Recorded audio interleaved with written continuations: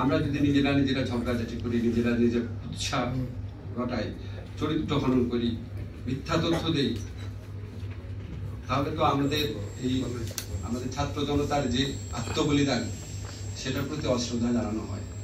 কারো প্রতি কমপ্লেইন না, সবার কাছে অনুরোধ, প্লিজ সত্য জানার চেষ্টা করেন। এই মিথ্যা, অত্যাচার, নিপীড়ন, দোষারোপ এগুলি হচ্ছে পরাজিত ফ্যাসিস্ট যে শক্তি আছে তার অস্ত্র ছিল। সেই অস্ত্র আমি কেন বহন করব? কি করা, অনৈক্য, মানুষের আন্দোলনকারী মানুষের মধ্যে অনৈক্য নিয়ে আসা, দেশকে ডিস্টেবিলাইজ করা, পরাজিত শক্তিকে হাতে অস্ত্র তুলে দেওয়ার অভিপ্রায় এগুলি করা হয়।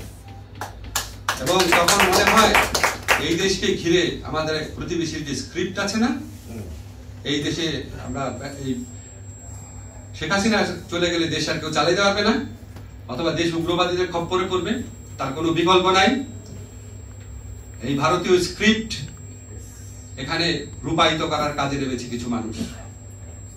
নাহলে তাদের কি স্বার্থ আছে? 16 বছর 17 বছরে আওয়ামী লীগ কি করেছে আপনি সেগুলি ইনভেস্টিগেশন করে দেখান, মানুষকে বলেন এটা করেন, এটা করেন, কনস্ট্রাকটিভ ওয়েতে বলেন, কনস্ট্রাকটিভ ওয়েতে বলেন। আপনি আমার যদি বলেন একটা আইন করে আমি পিপিজিপি নিয়োগ করব, এটা তো কনস্ট্রাকটিভ সাজেশন হলো না রে ভাই।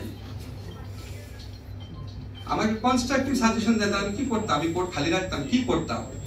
আপনাদের সবার কাছে প্রশ্ন করলাম, কি করতাম আমি, কি করব? এখন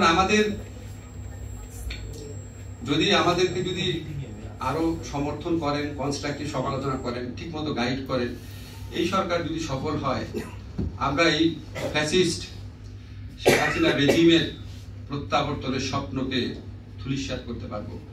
আমরা জুলাই অগাস্টে যারা প্রাণ দিয়েছে, যারা অঙ্গহানি ঘটছে, তাদের আত্মদানের মিনিমাম একটা মূল্যায়ন করতে পারবো, তাদের প্রত্যাশাকে এগিয়ে নিতে পারবো। আমরা যদি নিজেরা ঝগড়াঝাটি করি, নিজের উৎসাহ ঘটাই, চরিত্র হনন করি, মিথ্যা তথ্য দেই, তাহলে তো আমাদের ছাত্র জনতার যে আত্মবলিদান সেটার প্রতি অশ্রদ্ধা জানানো হয়। কারো প্রতি কমপ্লেইন না, সবার কাছে অনুরোধ, প্লিজ সত্য জানার চেষ্টা করেন। এই মিথ্যা, অত্যাচার, নিপীড়ন, দোষারোপ এগুলি হচ্ছে পরাজিত ফ্যাসিস্ট যে শক্তি আছে তার অস্ত্র ছিল। সেই অস্ত্র আমি কেন বহন করব? আমার অস্ত্র থাকবে সত্য, ঐক্য,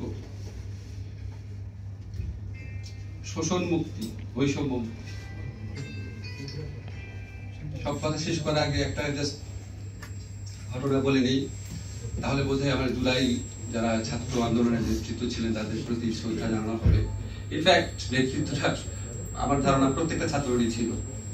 আমরা যেমন ফেস দেখছেন, ঢাকা ইউনিভার্সিটির আমি তো জানি ঢাকা ইউনিভার্সিটি কত শিক্ষক ছিল। এই যে রাখাল দল, সাদা দলের শিক্ষকরা নেমেছিল, আমি জানি কত শিক্ষকদের অবদান ছিল। আমাকে যে শিক্ষকটা আশ্রয় দিয়েছে, গুলি যদি খুঁজতে খুঁজতে সেখানে আসতো, তার পুরা ফ্যামিলির কি অবস্থা হতো?